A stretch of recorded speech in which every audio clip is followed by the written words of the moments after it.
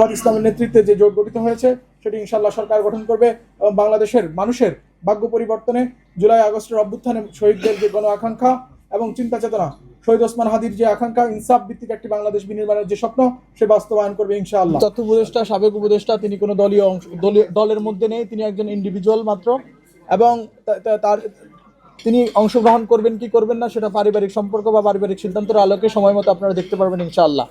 দ্বিতীয় বিষয় হচ্ছে আমার বাবার যে বিষয়টি, সেটি হচ্ছে উনি দলের একটি শৃঙ্খলা জায়গা থেকে অথবা দলের একটি অবস্থানে রয়েছেন, সেই জায়গা থেকে তিনি ইতিমধ্যে নাজমুল হাসান ভাই বলেছেন যে একটি আন্ডারস্ট্যান্ডিং অথবা এক ধরনের প্রস্তুতি চলছে, আমরা পারিবারিকভাবে সেটা সিদ্ধান্ত নিব ইনশাআল্লাহ।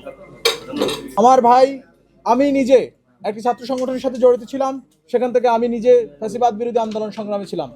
আমার ভাই, তিনি ফ্যাসিবাদ বিরোধী আন্দোলনের সবচেয়ে বড় একটি যে অভ্যুত্থান সেটির নেতৃত্ব দিয়েছেন, সেই জায়গা থেকে এটা ছিল আমাদের পলিটিক্যাল অবস্থান বা পলিটিক্যাল কন্ট্রিবিউশন, যে আমরা ফ্যাসিবাদ বিরোধী, অন্যায় বিরোধী, সন্ত্রাস বিরোধী যে একটি যাত্রা ছিল, আমরা সকল বিরোধী দল মিলে আওয়ামী ফ্যাসিবাদের বিরুদ্ধে যেভাবে দাঁড়িয়েছিলাম, সেখানে আমাদের পারিবারিকভাবে আমার ব্যক্তিগতভাবে আমার কন্ট্রিবিউশন ছিল, সেটা অবশ্যই এখানে স্পষ্ট।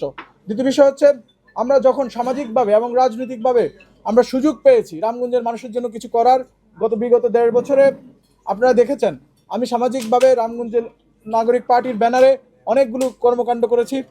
অবকাঠামো কোনো ধরনের উন্নয়ন হয়নি, রামগঞ্জের মানুষের ভাগ্য পরিবর্তন হয়নি, কিন্তু 2008 সালে আমরা দেখেছি বিএনপি থেকে মনোনীত প্রার্থীকে রামগঞ্জ থেকে মানুষজন নির্বাচিত করেছিল।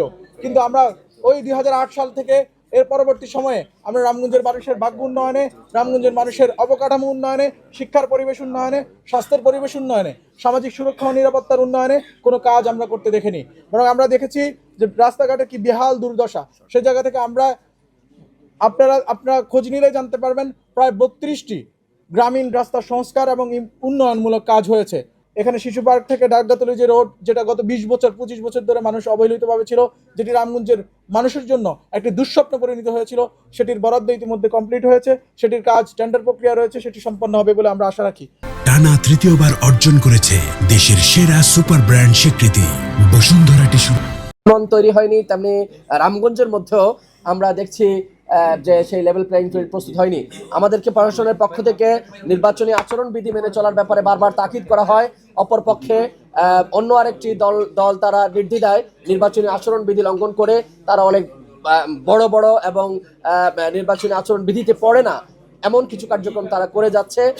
আমরা সেটা প্রশাসনের দৃষ্টি আকর্ষণ করেছি।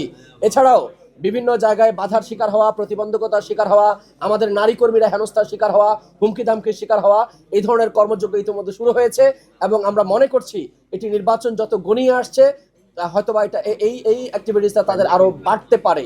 এই জন্য আমরা আজকের এই সংবাদ সম্মেলন থেকে প্রশাসনের দৃষ্টি আকর্ষণ করছি, যেখানেই এই ধরনের অবস্থা সংঘটিত হবে আপনারা অতি দ্রুত তার দল অথবা সেই প্রার্থীকে আপনারা তাদেরকে আইনের আওতায় অথবা আপনারা তাদেরকে শোকজের আওতায় আনার জন্য আমরা উদাত্ত আহ্বান জানাচ্ছি।